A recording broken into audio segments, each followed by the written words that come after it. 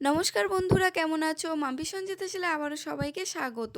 অনেকদিন তোমাদের সঙ্গে কোনো ভিডিও শেয়ার করতে পারিনি, তাই আজ একটি নতুন রেসিপি নিয়ে তোমাদের সঙ্গে চলে এসেছি। তো এখানে দেখতে পাচ্ছ আমি ফুলকপি, আলু, টমেটো নিয়ে চলে এসেছি। আজ ফুলকপি, আলু, মাছ দিয়ে একটি দারুণ রেসিপি নিয়ে চলে এলাম। তো অনেক দিন বাড়িতে অন্য অন্য কাজের কারণে কোনো ভিডিও শেয়ার করতে পারিনি, তাই আজ একটি ভিডিও নিয়ে চলে এসেছি। ভিডিওটা প্রথম থেকে শেষ পর্যন্ত করে দেখার অনুরোধ রইল বন্ধুদের কাছে, এবং ভিডিওটা কেমন লাগছে অবশ্যই করে জানাবে। তো এখানে প্রথমে দেখতে পাচ্ছ আমি ফুলকপিগুলো কেটে কেটে জলের মধ্যে দিয়ে ভালোভাবে ধুয়ে পরিষ্কার করে নেব।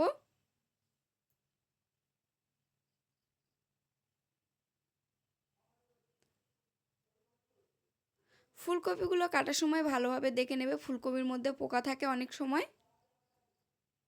ভালোভাবে দেখে এইভাবে ধুয়ে তুলে নেবে ফুলকপিগুলো।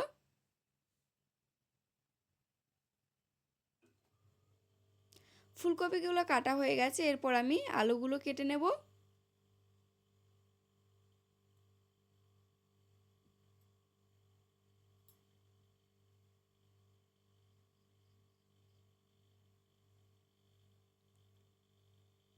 আলুগুলোও কেটে নিয়েছি, এরপর আমি একটি টমেটো এবং 3টি কাঁচা লঙ্কা কেটে নিয়েছি। এরপর উনান জ্বালিয়ে দিয়ে উনানের উপর একটি কড়া বসিয়ে দেব। কড়া গরম হয়ে আসলে কড়ার মধ্যে তেল দিয়ে দেব। আমার কড়াতে কিছুটা তেল ছিল আগে, সে তেলটা থাকবে। এর মধ্যে আরও কিছুটা তেল অ্যাড করব পরে। তেলটা গরম হয়ে আসলে তেলের মধ্যে দিয়ে দেব কেটে রাখা ফুলকপি। ফুলকপিগুলো হালকা ভেজে নিতে হবে।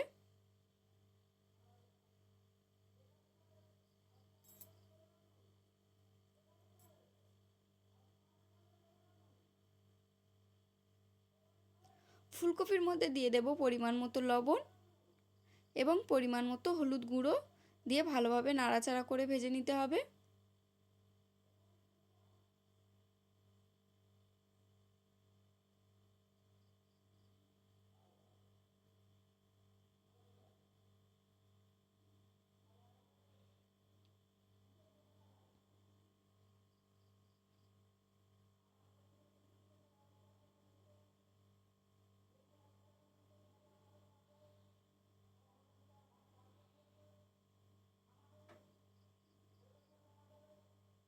ফুলকপিগুলো ভাজা হয়ে গেছে, এরপর ফুলকপিগুলো তুলে নেব।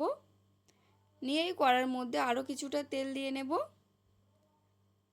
তেল দিয়ে তেলটা গরম হওয়া পর্যন্ত আমি এখানে মাছের মধ্যে লবণ এবং হলুদ গুঁড়ো মিশিয়ে নেব।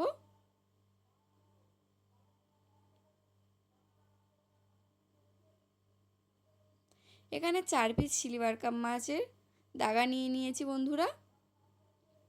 মাছগুলোর মধ্যে ভালোভাবে নুন, হলুদ গুঁড়ো এবং লঙ্কার গুঁড়ো মিশিয়ে নেব।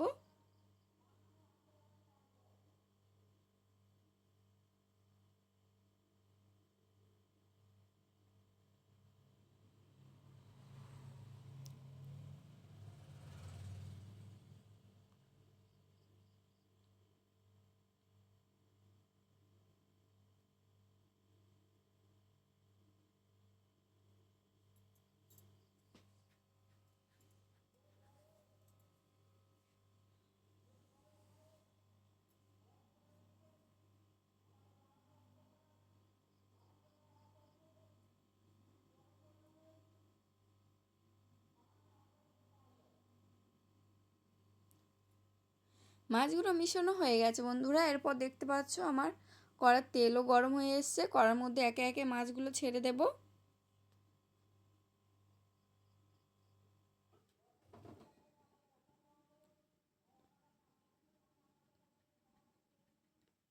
মাছগুলো এপিট ওপিট করে ভালোভাবে ভেজে তুলে নিতে হবে।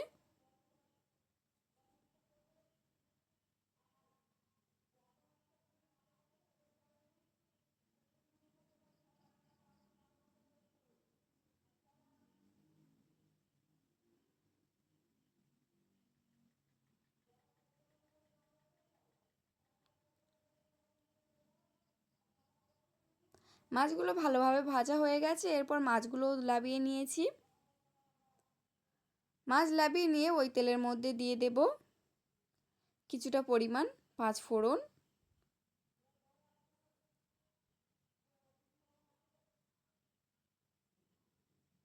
এরপর দিয়ে দেব কেটে রাখা আলু, আলুগুলো দিয়ে কিছুক্ষণ নাড়াচাড়া করে নেব।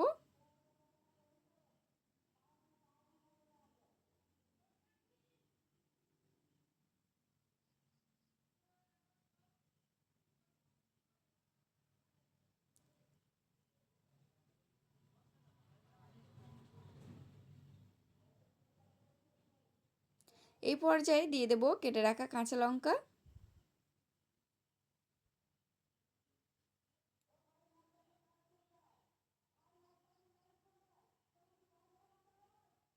কিছুক্ষণ নাড়াচাড়া করে নেওয়ার পর দিয়ে দেব পরিমাণ মতো লবণ এবং পরিমাণ মতো হলুদ গুঁড়ো।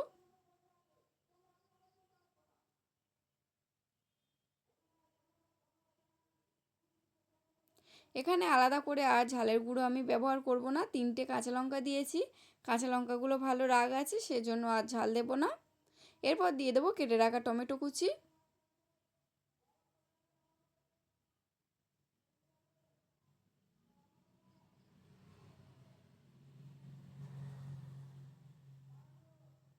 তো অবশ্যই বুঝতে পারছো বন্ধুরা, একা ভিডিও করছি এবং একাই ক্যামেরা ধরছি, ওই জন্য একটু সমস্যা হচ্ছে, মানিয়ে নিও।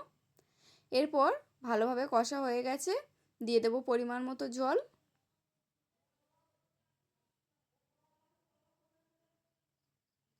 জল দিয়ে কড়াটা ভালোভাবে একটি ঢাকা চাপা দিয়ে রেখে দেব কিছুক্ষণের জন্য।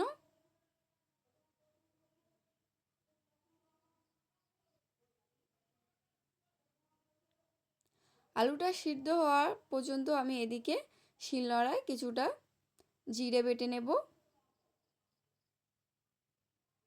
ঢাকা খুলে দেখব আমার আলু সিদ্ধ হয়ে গেছে কিনা।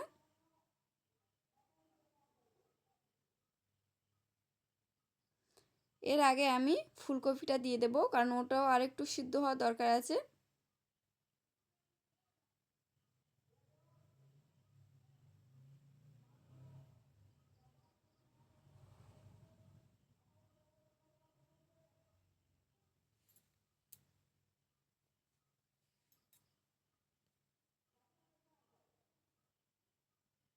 আরও কিছুক্ষণ এইভাবে ফুটিয়ে নিতে হবে বন্ধুরা।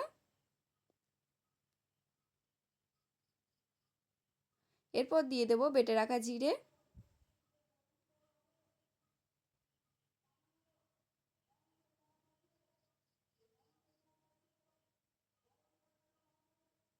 এবং দিয়ে দেব ভেজে রাখা মাছ। দিয়ে সবগুলো ভালোভাবে একসাথে কিছুক্ষণের জন্য ফুটিয়ে নিলে একেবারে কমপ্লিট হয়ে যাবে আলু মাছের ফুলকপির ঝোল। আমাদের বাড়ি ফুলকপি হলে বন্ধুরা এইভাবে ফুলকপির রেসিপিটি হয়।